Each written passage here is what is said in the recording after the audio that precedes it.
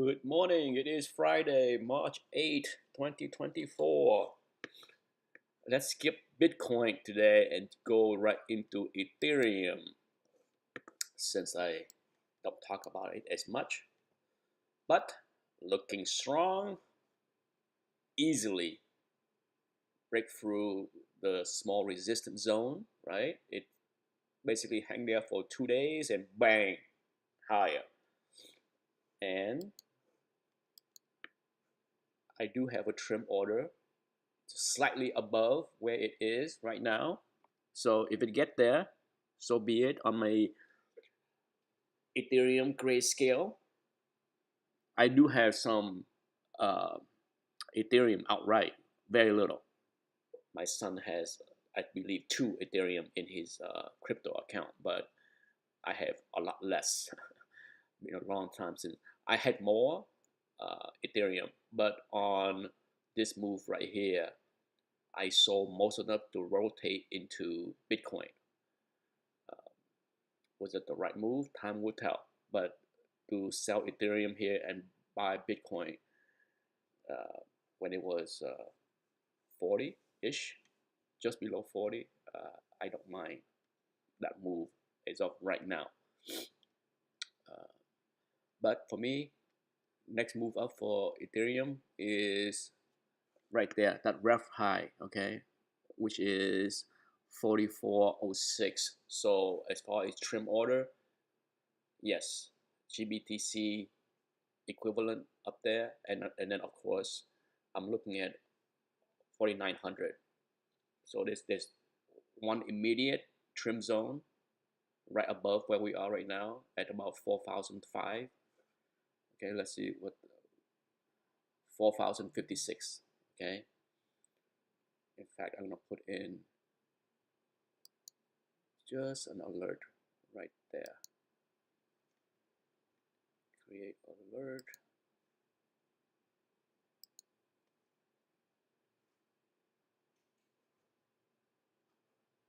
Right, breakout, just so that I know.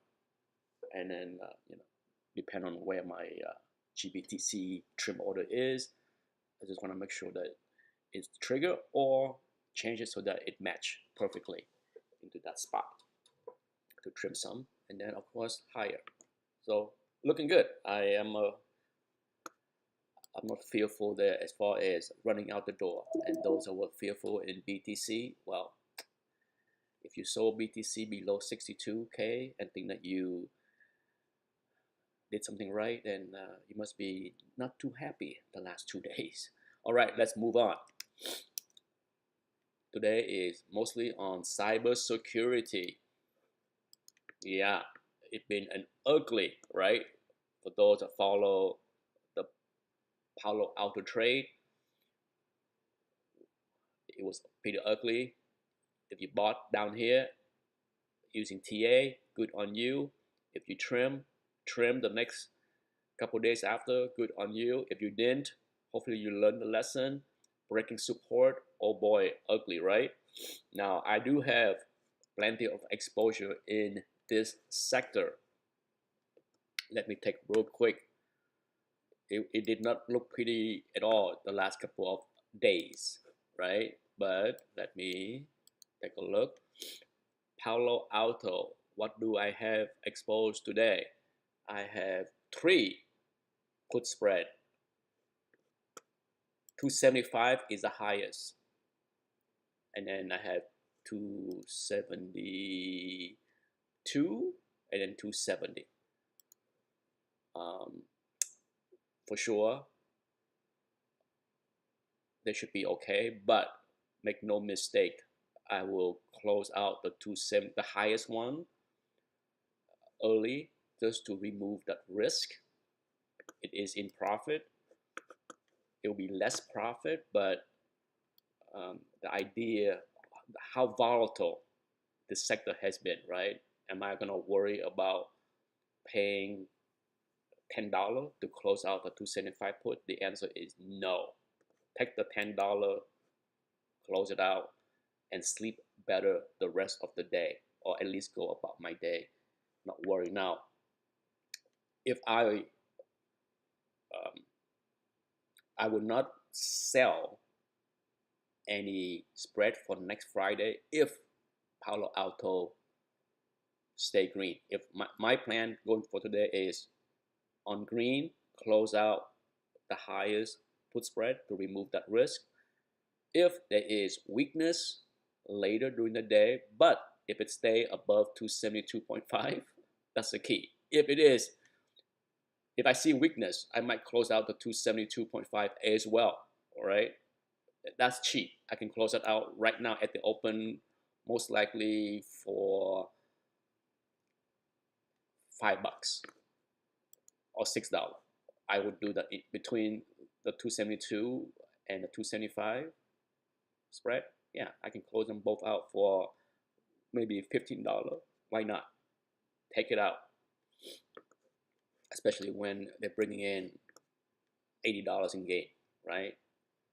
Why bother worrying about losing $15 in gain? But if it's red, if there is weakness later during the day, and I'm already safely out of those two spread, 265, 260. Okay, I'm not gonna chance selling it. When I sold those spread,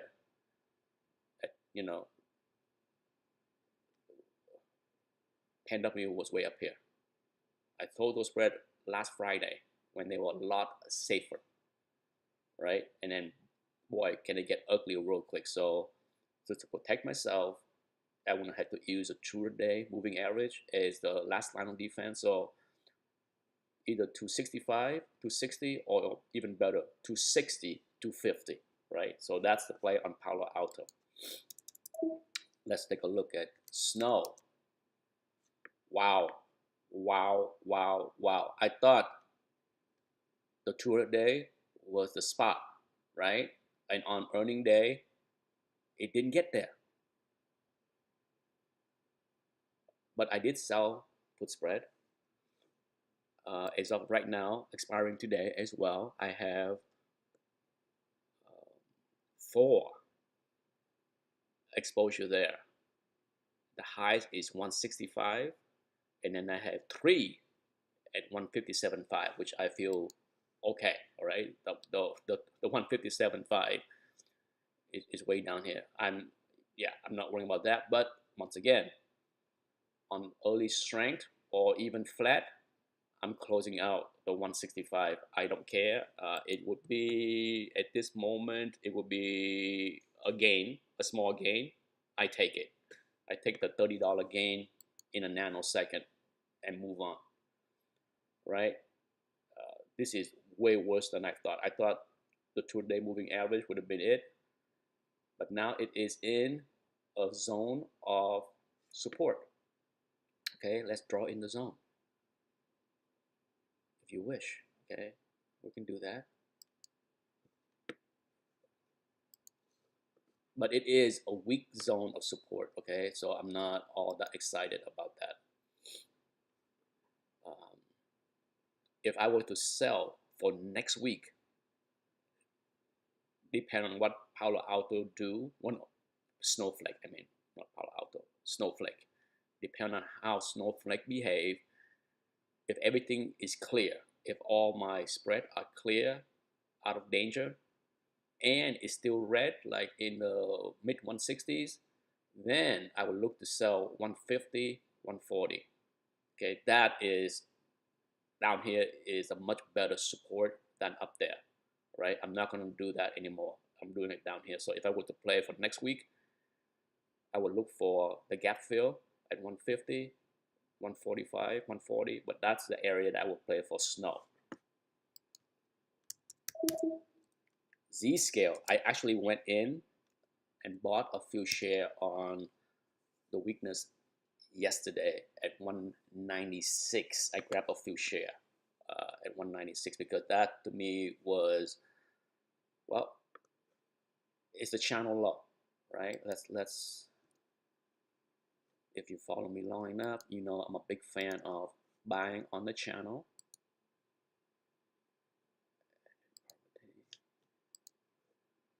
Trying to get the color to be consistent. Okay. Purple.